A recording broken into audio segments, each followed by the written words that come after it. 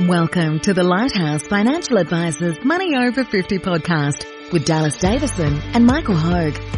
This information is general in nature and does not take into account your objectives, financial situation or needs.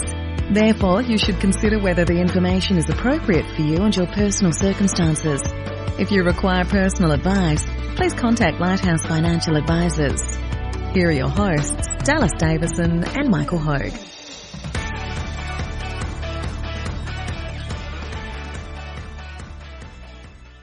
Welcome to Money Over 50 with Dallas and Michael.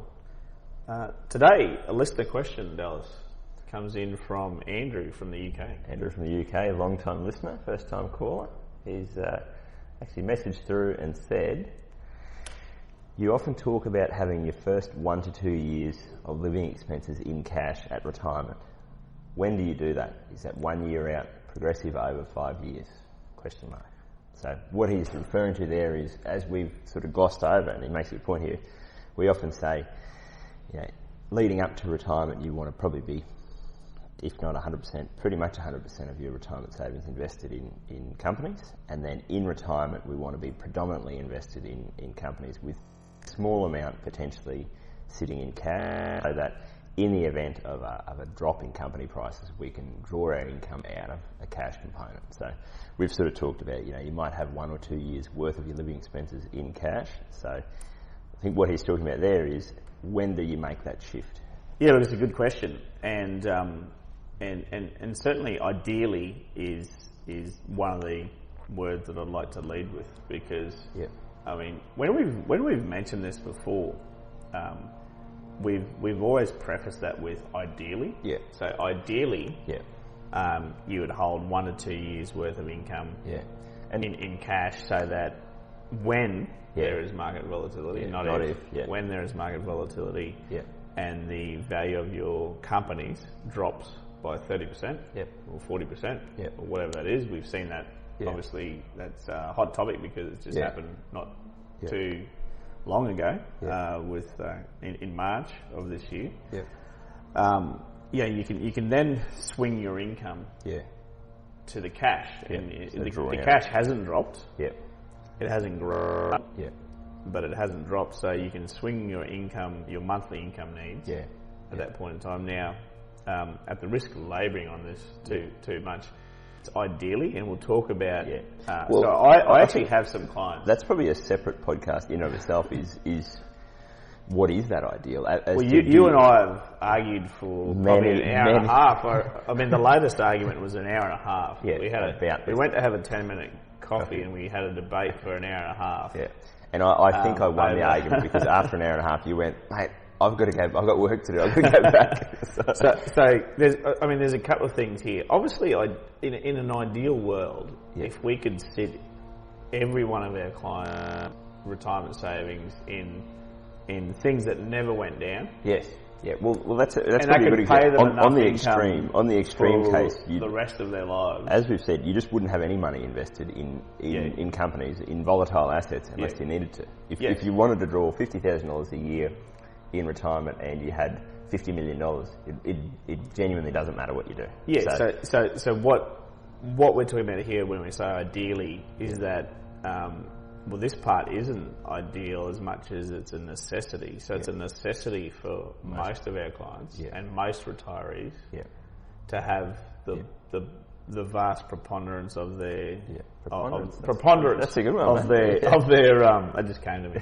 The vast preponderance of their retirement savings invested in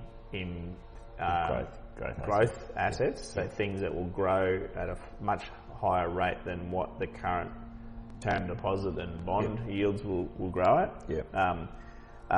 The byproduct of that growth is that those things do go down from time to time by 30%, 40%, 57% in the global financial crisis. So to have 1 or 2 years worth of income needs in cash just allows you, when that volatility is happening, when that price is dropped for those growth assets, a la the top companies in Australia and the top companies around the world that you're invested into, if you're diversified amongst those, you just swing your income needs, and if you're taking $5,000 a month or $6,000 a month in income needs, you just draw that from the cash, the 1 to 2 years worth of income holding cash. Now, I mean, I have some clients that actually don't have any cash because they just haven't been able to.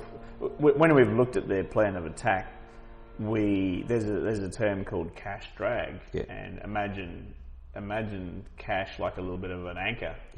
In terms of that, it's nice to have, but it's really not pulling its weight too hard for you. So, in today's interest rates, let's assume that the best rate of return you're going to get on money in the bank, in a term deposit or in a bond, is about 1% per year. So it's not a lot.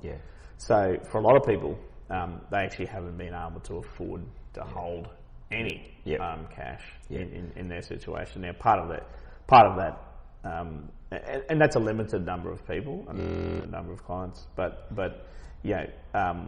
there is a plan of attack there because is when their retirement balances drop, because they will drop when there's market volatility. They will actually be selling down. They'll have to sell down a monthly amount out of their companies. They'll be selling down every month to draw their income needs. So we've looked at the averages though, and we've said, more times than not, then by not holding that money in cash, it's a luxury that they necessarily may not have been able to afford to do because their balances were a little bit lower than what they needed to be.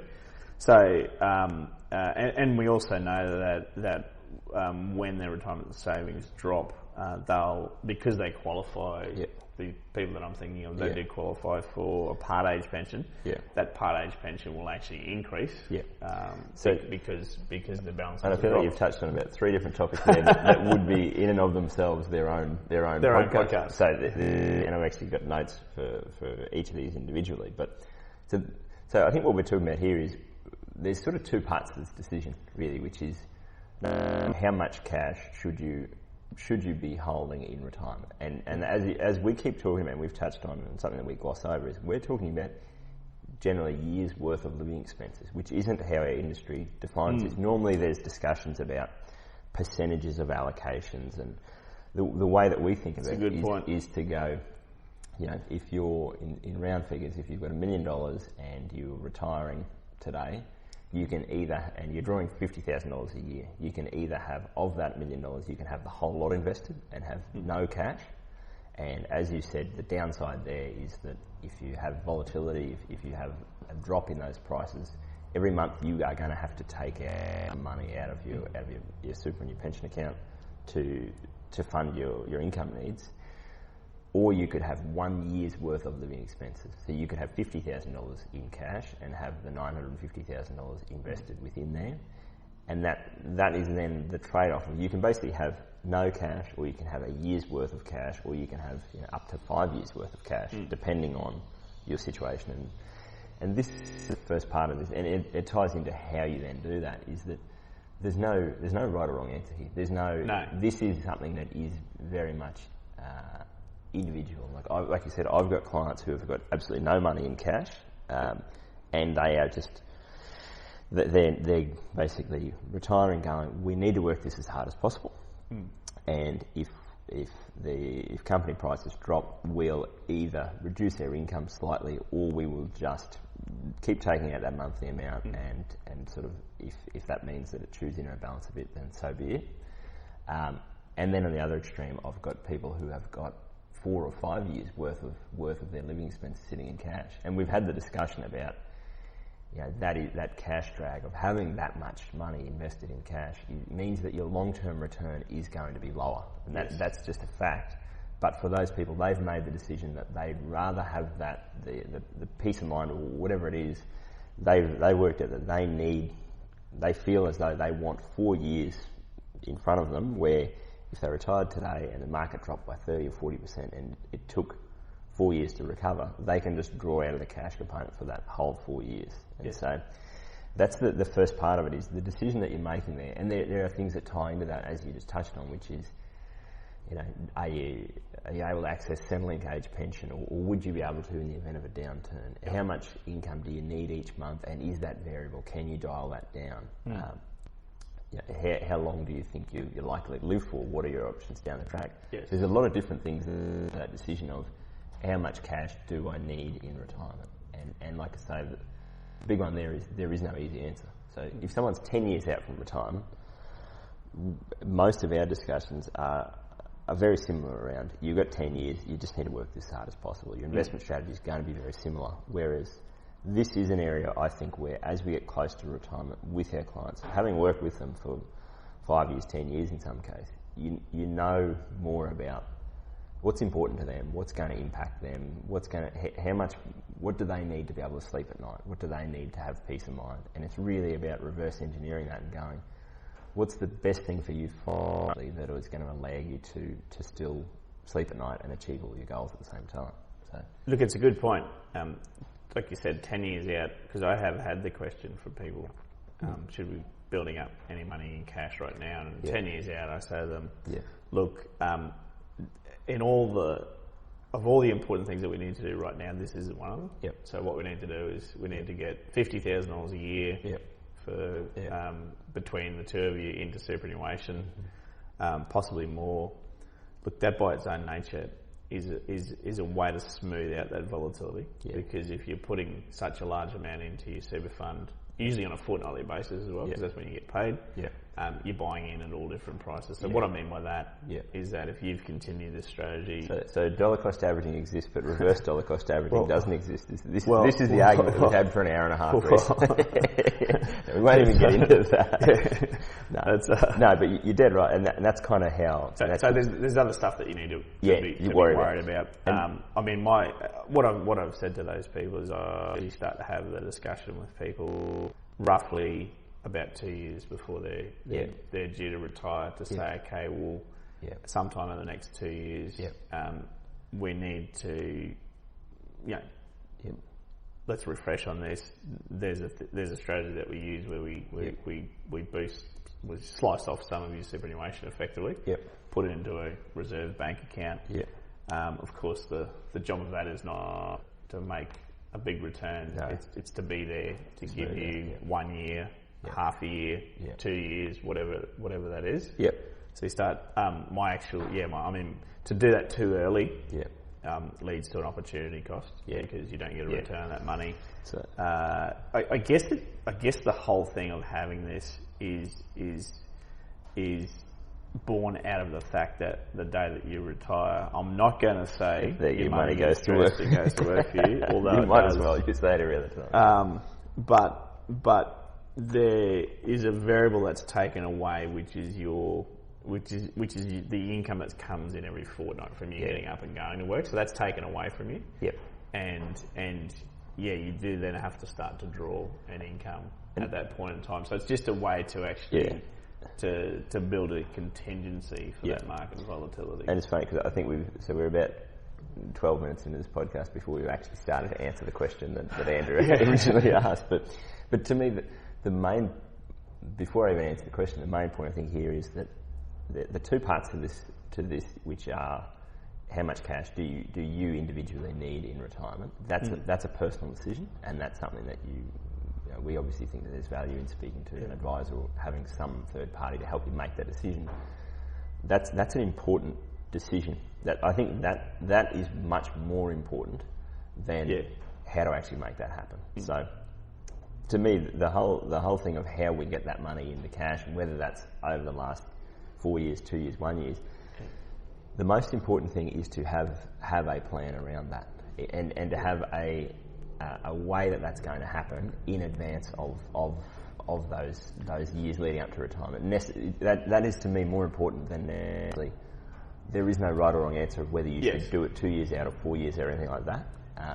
But I guess that's the first thing I start with is that I often talk about this with people where you go, there are some questions that there's no way to get it right. So there's no way to know that you're going to get it right. So you make the most informed, educated decision that you can, and then you go, okay, that's... And those are two decisions to me that I like. This is how much cash should I hold in retirement? Should it be no years? Should it be 2 years? Should it be 3 years? You don't advance. So all you can do is make the most informed decision and make a plan that you can actually stick to. The same thing relates to how to actually do that. So I think, to me, there's, and obviously we have very, very similar investment philosophies on this, but there's something about that 2-year mark that it's about, to me, when people tend to start thinking about this, and it's probably about when I look at this with clients, is saying, if you're fully invested and we're working towards you being retired in 4 years' time, to me it's still a bit too early, because we really, number one, we need to be working that money as hard as possible, but secondly, we really don't know if you are going to want to retire in 4 years' time. Yes. Whereas within that last 2 years, I feel like people have a clearer picture of, yes, we do want to retire in 2 years' time, and yes, this is how much cash we want to hold. And so you then can come up with a plan to go, okay, over that last 2 years, how do we do that? But I think if you go any sooner than that, and again, it's all a trade-off, but I think if you go any sooner than that, you run the risk of move some money into cash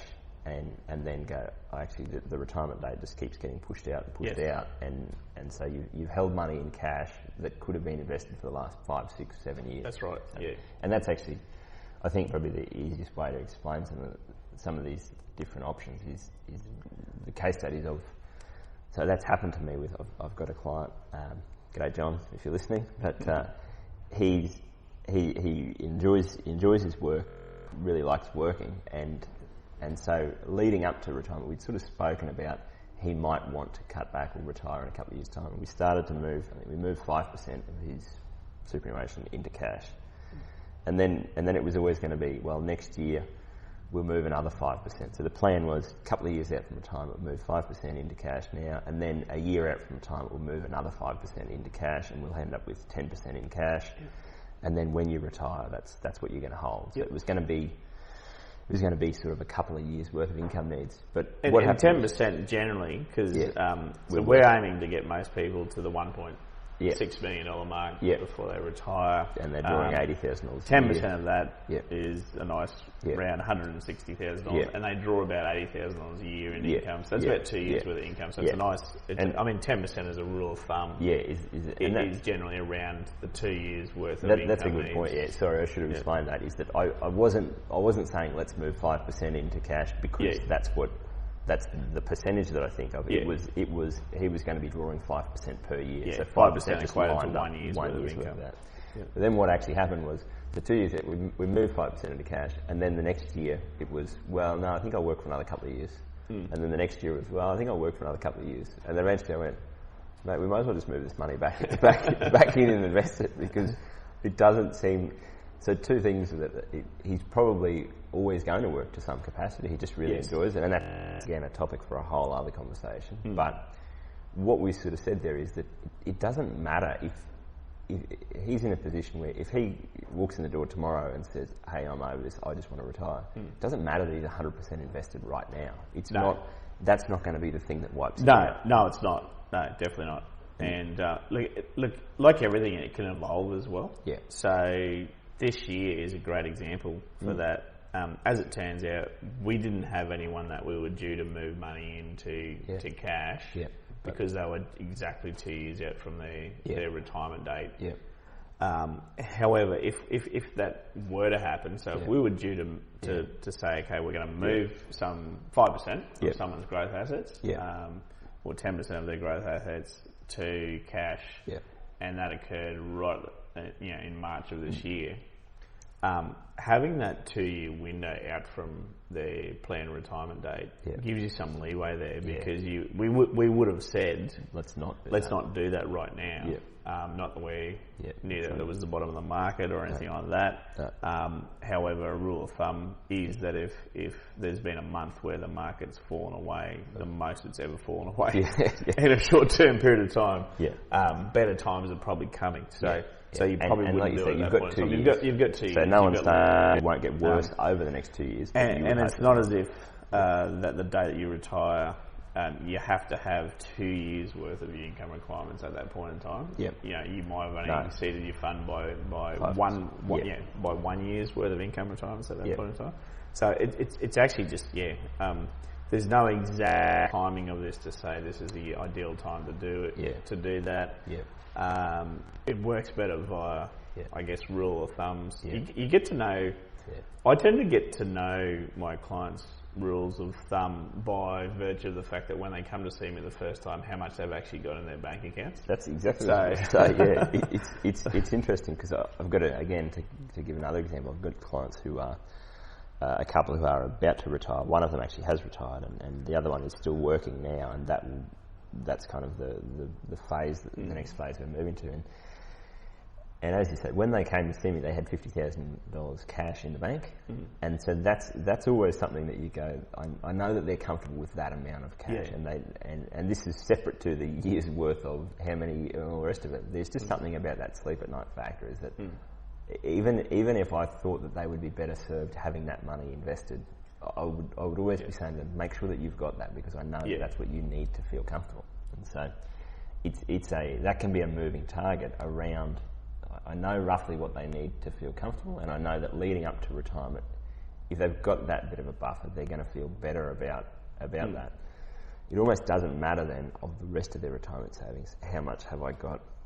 Have I moved some of that into cash, or have I not? Because that's the main thing for their peace of mind factor. Is that sort of what you're referring to there? Yeah, absolutely. Yeah. So you get to know how important it is for the sleep factor for people. Yeah. By working out actually how much they have in their bank account when they first come here. Yeah. And if it's $50,000, I guess their natural resting state of cash reserves is $50,000. Yeah.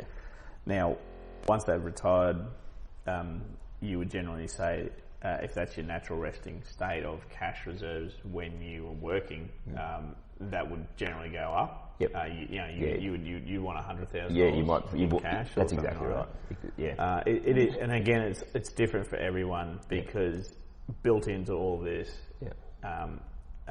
it always comes down to a rate of return that we need to eke out of their overall and that's portfolio to give them enough return so that they actually just don't run out of money too soon. Yeah, no, that's exactly and right. that's the big overlay. Yes. So for example, the clients that you mentioned before that want 4 to 5 years worth of income requirements, via the income that they're drawing, and you've had that discussion with them, of course, that they can afford to have that much. That's exactly right.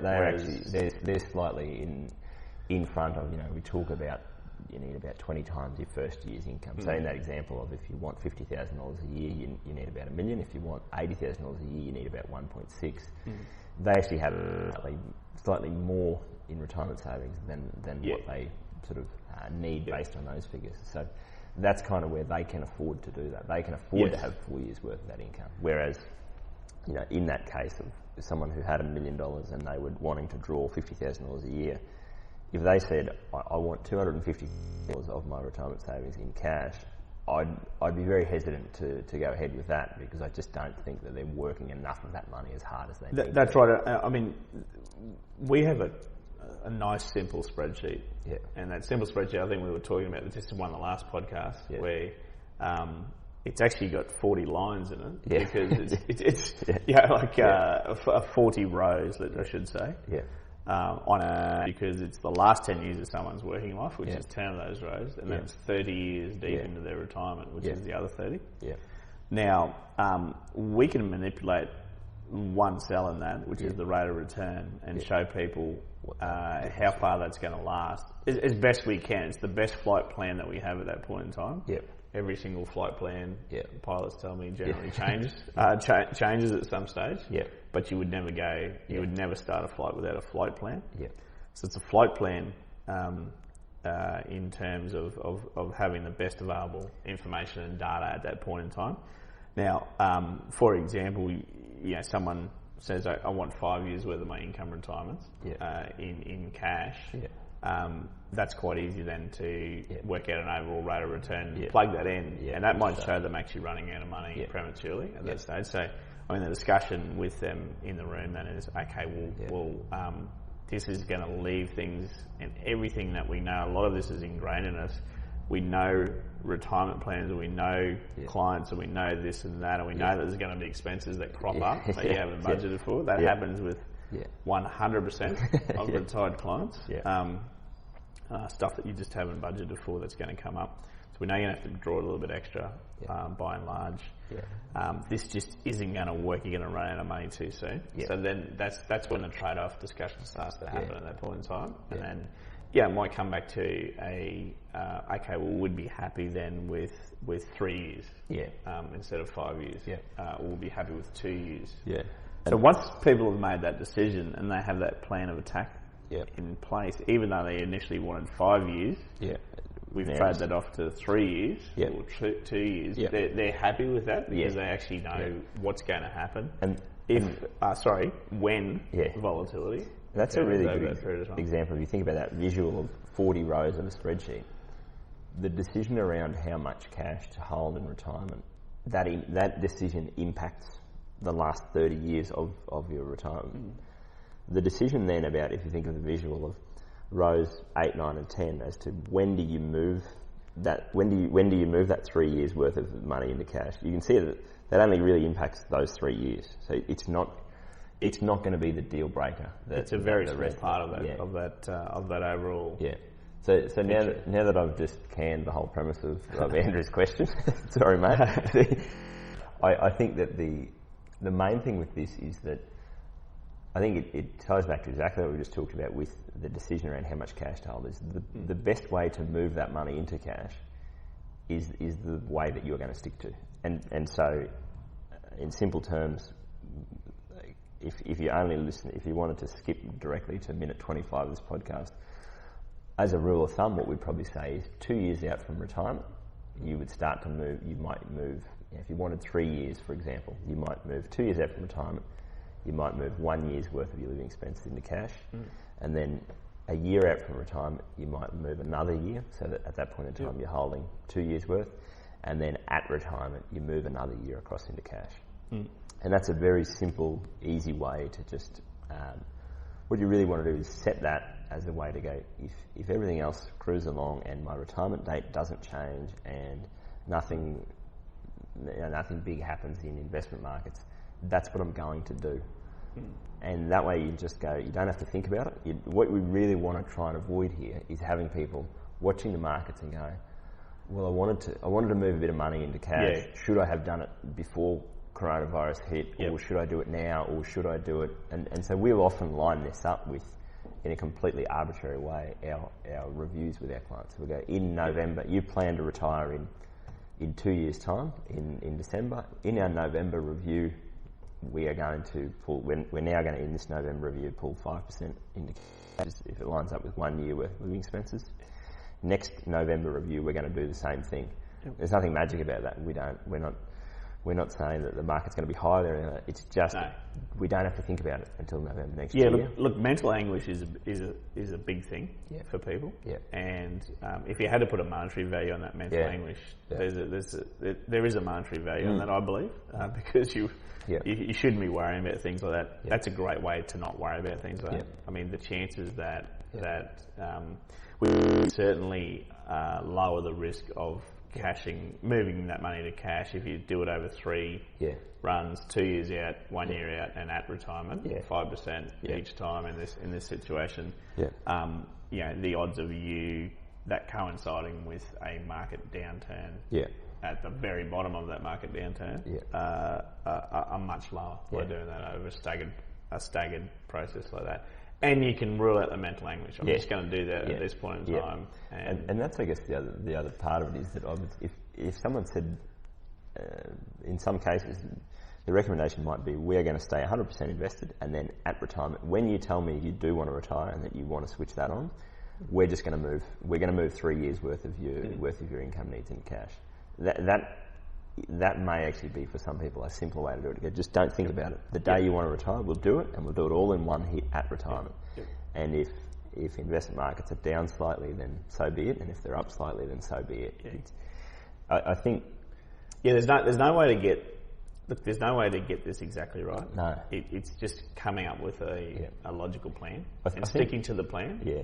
To me, those are probably the two rough outlines that I have in mind of different clients. If I know that we're always working towards a target or a date of when people might want to retire or be in a position to retire, if that is a clear-cut thing, so for some clients they might have a contract, an employment contract that finishes on a certain date. Yep. And in those cases I'm more inclined to go, okay, a year out or 2 years out, let's come up with a path to move a little bit of that money into cash.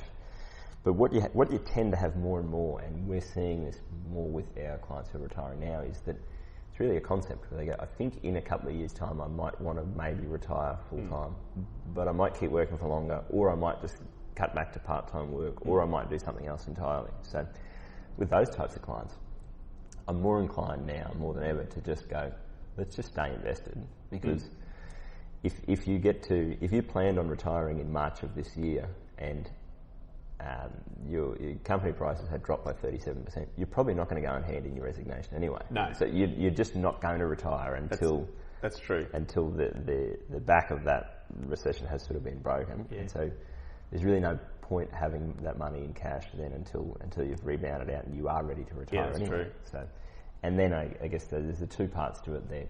You're probably not going to retire in the midst of a massive drop, and then if you don't know when you do definitely want to retire, I've seen much more people prepare for retirement and then they're sort of tripping over a step that isn't there, thinking that I'll need $80,000 a year every year, and then going, well, actually I'm going to work for another 6 months, or I'm going to go and take this part-time role, or I'm going to take this other role that's less stress or something like that. So in those cases, they just don't need the level of cash that they thought they needed. So I think that, what's the old saying about more money's been lost preparing for corrections in share markets than it's ever been lost in the actual corrections itself. I think the same thing applies with moving money into cash leading up to retirement. I would err on the side of staying invested for longer and going, okay, it's only when I really know concretely what I want to do that I might start to move, and even then I would only look at that 2 years out as a phase plan, to just go